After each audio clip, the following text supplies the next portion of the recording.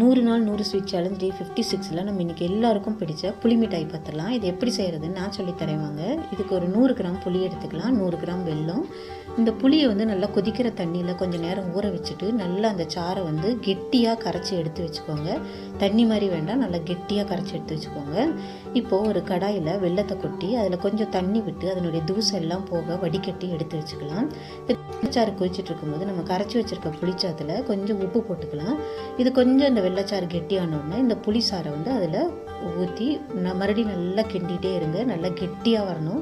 கெட்டியான உடனே ஒரு எண்ணெய் தடவின தட்டில் எடுத்து அதை ஆற வச்சுருங்க. இப்போ ஒரு ஐஸ்கிரீம் ஸ்டிக்ஸ் எடுத்துக்கோங்க. இப்போ இந்த ஆறின புளிச்சாரை கையில் எண்ணெய் தொடச்சிட்டு ஸ்டிக்கில் லாலிபாப் மாதிரி நம்ம செஞ்சு வச்சிட்டோம் அப்படின்னா நம்மளுடைய புளி மிட்டாய் ரெடி ஆயிரும். இது குழந்தைகள்லேருந்து பெரியவங்க வரைக்கும் சூப்பராக விரும்பி சாப்பிடுவாங்க. நீங்களும் செஞ்சு பாருங்கள்.